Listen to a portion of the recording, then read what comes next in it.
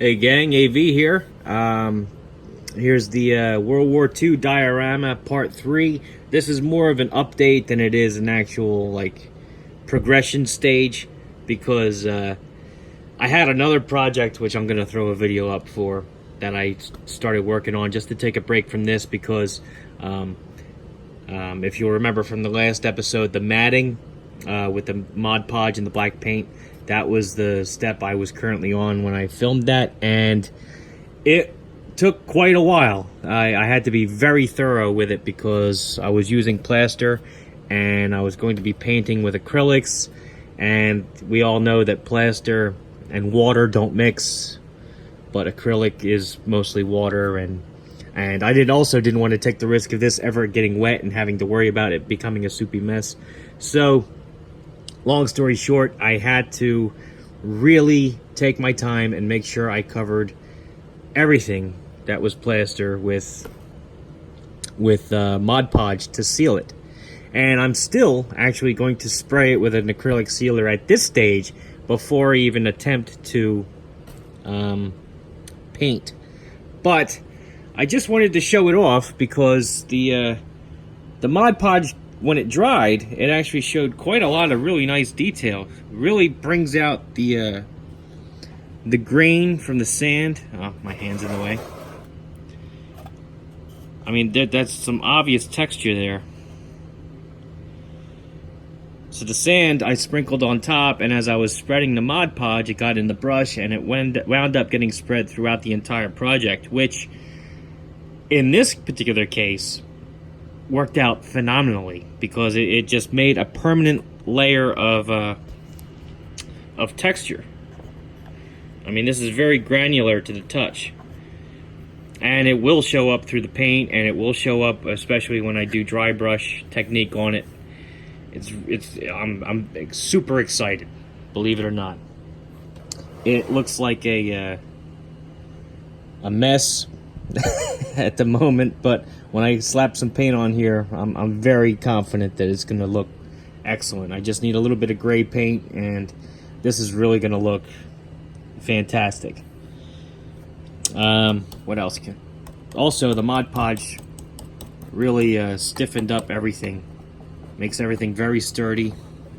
I applied it to the plastic as well, just to give it a little bit of texture in certain areas. I've tried it out here first because I know this is going to be up against another wall, so I knew it was not going to be seen, but wanted to see what it would do. And after that dried, I decided to apply it to different areas, especially where there was visible damage, just to give it like a different undercoat than the rest of the thing is going to get.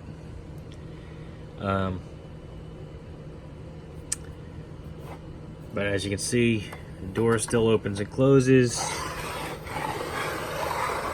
I did it all throughout the inside as well. I'm very satisfied so far, but just so you're aware, the plaster, even though it worked phenomenally for me, it was very labor intensive. I did it because I thought it'd be easier to mix up some, and cheaper to mix up some plaster, add some rocks to it and some sand, and spread it out as it dried to make my textures and all. But because it's a water-based product, and because I'm going to use acrylic paints, and because water at any stage will actually cause the plaster to lose some of its integrity, I probably in the long run would have been better off with using some caulk. If I had bought like maybe 2 tubes of caulk and sprayed them out into a bowl, mixed that up with some rocks, and then spread that around, I'd have been a hell of a lot better off, I think. I'll actually try that on the other one, because I think I've decided that I will make 2 of these, because as I mentioned in the previous video, I have 2 of these. And when this is all said and done, I'm going to have the other one opened, and I can show a side-by-side comparison of just before and after. But anyway, I just wanted to show off how it looks with the Mod Podge layer done, because this took a couple days, I won't lie to you. I had to be very thorough.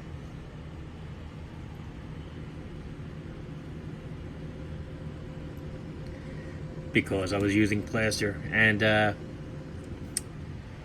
for those of you that are just tuning into this video, the Mod Podge I used was oh, this isn't the original can, but I used a matte Mod Podge, and I mixed it with black paint. I used the black paint. This is a technique I got from Black Magic Crafts.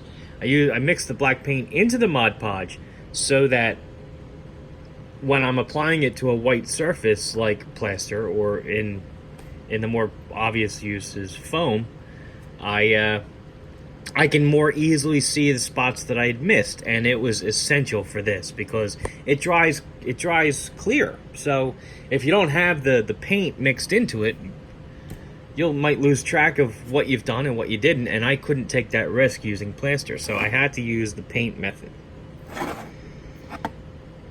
of the Mod Podge. And again, I used matte so that it wouldn't be too glossy. I didn't want it to be glossy, even though it did turn out a little glossy here and there, but I didn't want it to be glossy because it's supposed to be debris. It's supposed to be broken up rubble and concrete and sand, and that stuff's not typically shiny.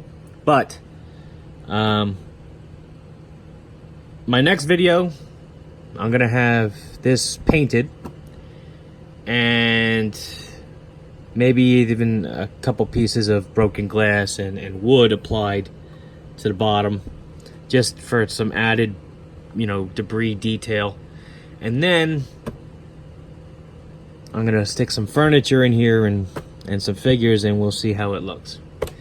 But anyhow, this has been AV. If you like this video, check out my channel. If you like what you see there, then please subscribe. And as always, thanks for watching.